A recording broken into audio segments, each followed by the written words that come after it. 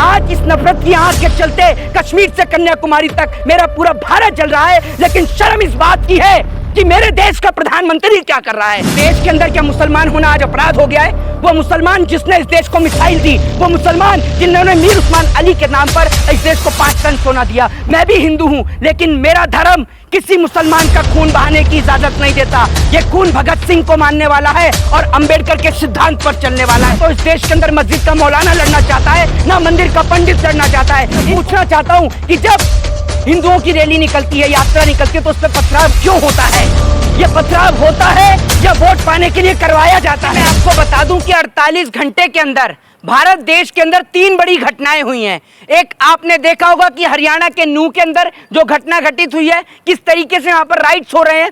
दूसरी घटना मैं आपको बता दूं कि जयपुर से है, किस तरीके से आपने देखा होगा कि जयपुर से बॉम्बे जा रही ट्रेन के अंदर एक पुलिस के द्वारा, जो आरपीएफ का जो जवान है उसके द्वारा गोली मारी जाती है। और तीसरी बड़ी घटना बरेली की, जहां पर कावड़ी जो है उनके बीच में से कुछ व्यक्ति जो है वो फायरिंग करने का काम करते हैं, जिसके बाद कावड़ियों के ऊपर लाठी चार्ज करी जाती है। आपको मैं बता दूं कि पूरा देश कश्मीर से कन्याकुमारी तक जल रहा है, लेकिन जहां हमारे देश के प्रधानमंत्री नरेंद्र मोदी जी चुनावी रैली में व्यस्त हैं, तो हमारे देश के तमाम नेता 2024 की बैठक में व्यस्त हैं। लेकिन पूरा देश इस नफरत की आग में जल रहा है। आखिर कौन है वो व्यक्ति जो इस देश के अंदर हिंदू और मुसलमान के बीच में नफरत पैदा करने का काम करते हैं? क्योंकि जब एक और रथ यात्रा निकलती है, तो मैंने देखा कि उस रथ यात्रा के दौरान जब एक मुस्लिम भाई की डेथ हो जाती है, तो उसका जनाजा निकलने के लिए सारे ढोल और ताशों को बंद कर दिया जाता है और उस जनाजे को निकलने के लिए रास्ता दी जाता है। लेकिन उसके बाद आप देखते हैं कि हरियाणा के अंदर कल जिस तरीके से वहां पर दंगे होते हैं, उसके पीछे किसका हाथ है? मैं आपको बता दूं कि उस यात्रा के अंदर मोनू मानेसर जो कि है, उसकी आने की आशंका थी, जिसकी वजह से वहां पर राइट्स यानी दंगे भड़के। मैं आपसे पूछना चाहता हूं कि क्या हमारे देश की शासन व्यवस्था और हमारे देश की सरकार आज इतनी कमजोर हो गई है कि जगह जगह दंगे होते हैं? किसी मस्जिद के मौलाना को मार दिया जाता है, मस्जिद को तोड़ दिया जाता है, जगह जगह दुकानों में आग लगा दी जाती है और मंदिर के अंदर लाखों हजारों लोग जो है वो कैद हो जाते हैं। लेकिन हमारे देश की सरकार मूक दर्शक बनी रहती है। हरियाणा के मुख्यमंत्री मनोहर लाल खटारा, जी हाँ, मैं उनको खटारा ही कहूंगा, एक ऐसे मुख्यमंत्री जो किसानों के ऊपर लाठी तो चार्ज करते हैं। जब किसान अपनी सूरजमुखी की फसल के ऊपर एमएसपी की मांग करते हैं, एमएसपी की डिमांड करते हैं, तो हरियाणा के मुख्यमंत्री के द्वारा किसानों के ऊपर लाठी और डंडे तो बरसाए जाते हैं, लेकिन वो हरियाणा के मुख्यमंत्री दंगाइयों के ऊपर लाठी और डंडे क्यों नहीं बजवाते? मैं पूछना चाहता हूं। आज हरियाणा नफरत की आग में जल रहा है। आखिर हरियाणा को नफरत की आग में किसने जलाया? एक और इससे पहले मणिपुर नफरत की आग में जल रहा है। पूरा भारत देश आज जल रहा है, कश्मीर से कन्याकुमारी तक। आज आप देख लीजिए, हरियाणा के अंदर धारा 144 लगी हुई है, उधर मणिपुर के अंदर धारा 144 लगी हुई है, नेट सेवा बंद कर दी गई है, हरियाणा में नेट सेवा बंद कर दी गई है। आप सोच कर देखिए, जब आप और हम कहते हैं कि हम आजाद भारत के आजाद नागरिक हैं, उस आजाद भारत के आजाद नागरिक जिस देश ने इस धरती को अब्दुल कलाम आजाद जैसे वीर सपुत्र दिए, जिस देश की मिट्टी ने इस देश को अशफाक उल्लाह खां, राजगुरु सुखदेव और भगत सिंह जैसे सुपुत्र दिए, आज उस धरती, जिस धरती को अंग्रेजों से हम लोगों ने आजाद कराया, हिंदू मुस्लिम सिख ईसाई ने एक साथ मिलकर इस धरती को अंग्रेजों से मुक्त कराया, आज ये धरती वापस से गुलाम होने की तादाद पे आ गई है। उसके पीछे का कारण यह है कि डिवाइड एंड रूल। इस देश की सरकार चंद वोटों के खातिर भाई को भाई से लड़ा रही है, एक भाई का खून दूसरे भाई के हाथों बहाने का काम करवा रही है इस देश की सरकार।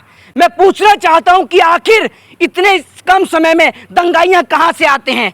जो लोग पत्थरबाजी करते हैं, जो लोग निकल रही यात्रा के ऊपर पत्थर फेंकने का काम करते हैं, इतनी बड़ी तादाद में पत्थर हो चाहे फिर वो लोग हो, वो कहां से इकट्ठे होते हैं? मुझे यह समझ में नहीं आता कि हमारे देश की शासन व्यवस्था क्या करती है, प्रशासन क्या करती है। आज तक मैंने प्रधानमंत्री की रैली के ऊपर तो पथराव होते हुए नहीं देखा, मुख्यमंत्री की रैली के ऊपर तो पथराव होते हुए नहीं देखा। जब प्रधानमंत्री और मुख्यमंत्री की रैली के ऊपर पथराव नहीं होता, तो मैं पूछना चाहता हूं कि जब हिंदुओं की रैली निकलती है, यात्रा निकलती है, तो उस पर पथराव क्यों होता है?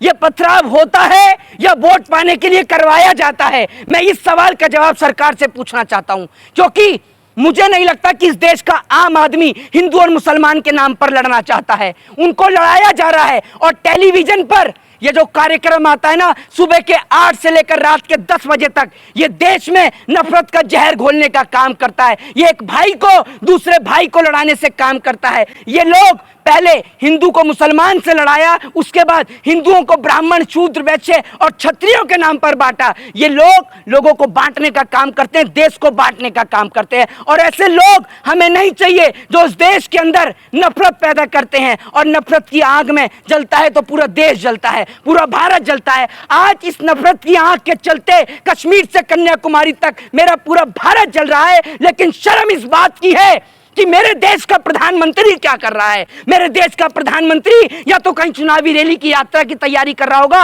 या 2024 में सोच रहा होगा कि कौन से विधायक को खरीदूं, कौन से एमपी को खरीदूं और कौन से एमएलए को खरीदूं। क्या आज जी राजस्थान में है प्रधानमंत्री चुनावी रैली कर मैं आपको बता तो रहा हूं, राजस्थान के अंदर हमारे देश के प्रधानमंत्री चुनावी रैली कर रहे हैं। सोच कर देखिए, क्या प्रधानमंत्री को इतनी सी भी शर्म नहीं है कि भारत देश के बड़ा हिस्सा हरियाणा, जहां हमारे देश के किसान भाई रहते हैं, वो हरियाणा जल रहा है। आज सांप्रदायिक आग के चलते हरियाणा जल रहा है। उधर बरेली के अंदर बुरा हाल है, इधर मणिपुर जल रहा है। लेकिन हमारे देश के प्रधानमंत्री को चुनावी रैलियां करने से फुर्सत नहीं है। और मैं आपको बता दूं और फिर यही बात कहना चाहूंगा कि ना तो इस देश के अंदर मस्जिद का मौलाना लड़ना चाहता है, ना मंदिर का पंडित लड़ना चाहता है। इनको लड़ाना चाहते हैं इस देश के नेता, क्योंकि जब जब बीजेपी सरकार में आती है सबसे ज्यादा हिंदू मरता है, क्योंकि जितना हिंदू मरता है उतना वोट बीजेपी को मिलता है। अच्छा, आपको डर लग रहा है मोहित शर्मा? क्यों डर लगेगा सर?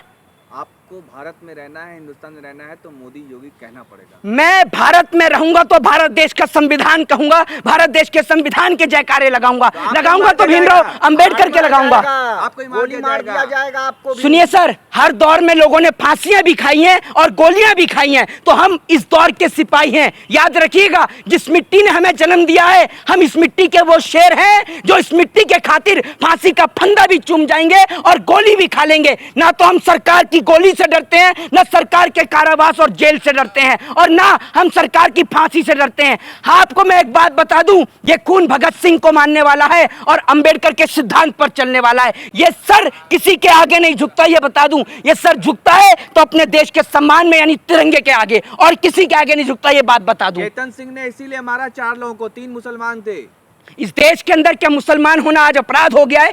वो मुसलमान जिसने इस देश को मिसाइल दी, वो मुसलमान जिन्होंने मीर उस्मान अली के नाम पर इस देश को 5 टन सोना दिया, वो मुसलमान जिन्होंने आज हमारे देश के बॉर्डरों की रक्षा भी कर रहे हैं, सुरक्षा भी कर रहे हैं। जब जम्मू कश्मीर में शहीद होने की बात आई तो मुदस्सिर अहमद शेख भी वहां पर शहीद होते हैं। आज लोगों को हिंदू और मुसलमान के नाम पर बांटा जा रहा है। शर्म आती है, हमें शर्म आती है ऐसी सरकार के ऊपर जो लोगों को बांटने का, तोड़ने का काम करती है।